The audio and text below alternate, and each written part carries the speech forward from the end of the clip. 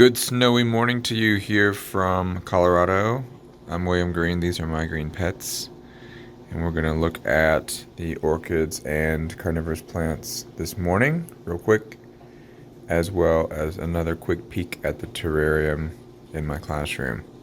So let's get started. We've got Cycnoches Bronze Vixen, finished with its first bloom, although I would not be surprised if we see a second spike pushing out in a few weeks. Same with Cycnoches Nebula, done blooming, maybe it'll bloom again. Now it is time for Clowesias Rebecca Northern Aurora to show its stuff. It has 4 beautiful spikes this year, and each spike has at least 15 buds on it. Fortunately, it doesn't look like they're all going to bloom at the same time. And of course, they're not going to be blooming in time for judging. That never happens. The back 2 may, but these 2, you can see this guy, he's about ready to pop in the next week or so. So that will be lovely. Can't wait to see and experience that fragrance again. Right behind it, we've got Rebecca Northern Grapefruit Pink, an old clone from at least from the 80s. It was awarded in the 80s, and you can see it has got 9 spikes, believe it or not, poking out of all over the place. In fact, even one of the old bulbs is spiking, which is crazy. So I'm gonna stay on that and make sure that the mites don't get out of control. I have been using insecticidal soap on it. However, when it gets to this stage, I cannot use any products for mites because it will destroy the flowers. And so when you get to this stage, you have to cross your fingers that you've done enough. You've gotten enough mites out of the way that they won't be able to damage the flowers while they bloom out. And then shortly thereafter, the leaves will be dropping off, and then mites won't be an issue at all. Back here we've got Rebecca Northern Mikab. Mikab did not do really well this year. You can see the bulbs are smaller than they were last year.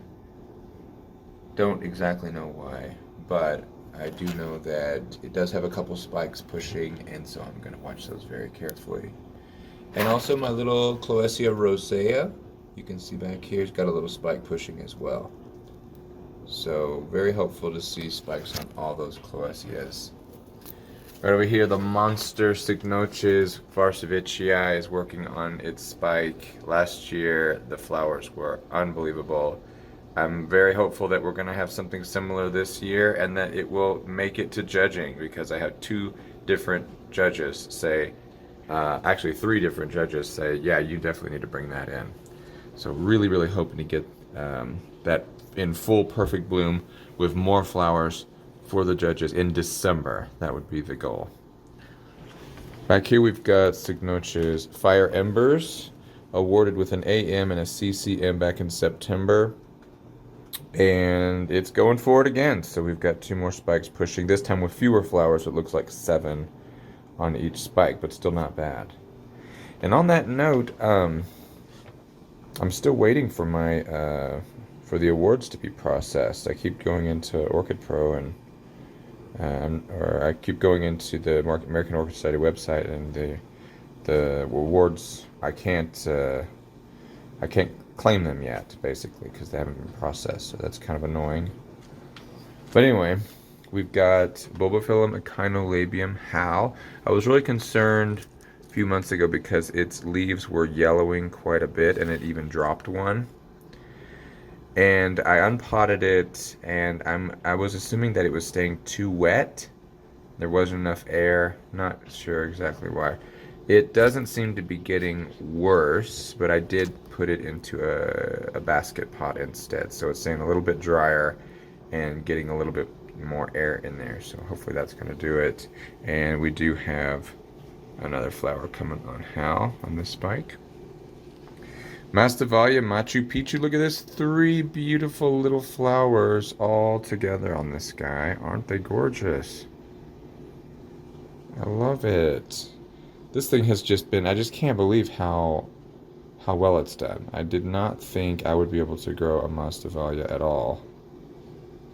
And it has just done so nicely. And it's got at least 2 or 3 more spikes coming up down here. Unfortunately, they're not all going to be they're not going to be all bloomed out at the same time, but it definitely gives us hope that there's some potential that these guys can produce lots and lots of flowers. Back here, Cattleya Tri Cashions. This is a Mara clone of the FCC awarded variety. You can see something's going on here. I'm very hopeful to see some flowers on Cashions in the coming weeks.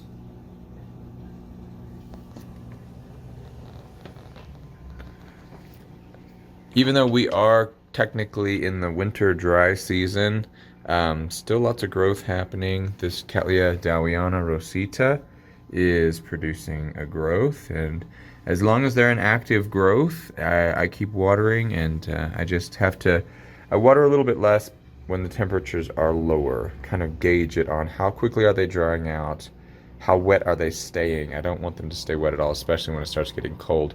And the temperatures are quite a bit lower now in the tent. The maximum last week, maximum was about 23 Celsius, and the low was about 16.8 Celsius. So quite a difference from the summer temperatures where they get up to 29 highs and rarely below 18 for the low. So there is a definite cooler season in here. And is there anything else? My L Aristocrat working on. It looks like it's working on 2, but that other one down there looks like it may have stalled. But that one's definitely going to go on, and that'll bloom in January, I think. And then back here, Cattleya Labiata. This is a semi-alba from Carter and Holmes. And it's putting on a nice new growth, and probably won't bloom this year. Looking forward to, hopefully we're going to get flower on that next year. All right. Yeah, exciting. These are really exciting. I wish they would all bloom at the same time, but can't have everything, right?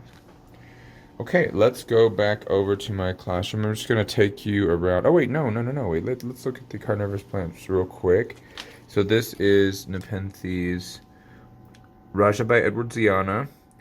I tried a little bit of fertilizer root hormone in it a couple months ago, and you can see, I think that these spots of discoloration, and I think that's because of the fertilizer. So luckily the newest growths are not showing signs of that damage, so everything looks to be okay, and we're just getting bigger and bigger. Over here we've got Raja by Velosa. This occurs in the wild as Kinabaluensis. It is highly sought after and a really wonderful cross. You get the size of Raja, but the spiky, toothy pictures of Velosa, and there are 8 of them of various sizes, and they just seem to be doing fine. I'm super happy about those guys. Right here we've got Nepenthes Ustasa, intermediate to warm grower, or maybe a warm grower, but you can see it has had no problem at all producing beautiful little pink pictures. Work on a nice big one right here, and more leaves popping, so it really seems to be getting going. And then finally, this is Nepenthes Pil, and it is slower. It is a hot grower. It likes really hot, humid conditions, lots of air. I'm not able to give it that, but it is still hanging on. There, you can see several of the pictures are dried up because I let the plant dry out. The growing information that I find about this plant says that it's more like a succulent, and it needs to dry out a little bit between watering, more than other tropical wet Nepenthes. So I kind of have been experimenting with the boundaries of that, and I kind of hit the limit on what you can do. If it dries out completely, you will lose pictures, and you'll get some leaf dieback, that kind of stuff. But it seems to be bouncing back, and I think it's going to be okay. All right, let's go check out the terrarium again. I'm getting more and more and more into it. It's like it's starting to suck me in a little bit. So creating a little piece of nature in a very unnatural space. My classroom is underground, have no windows. It's dark, it's cold, and to have a little piece of nature in there is just so nice, and it's really inspiring to me to think about, you know, what else could I do with bringing nature indoors in a way that it will grow and be beautiful, but also not, you know, not have to deal with water problems or humidity problems, that kind of stuff. Just integrating those two spaces in a way that's pleasant but also practical.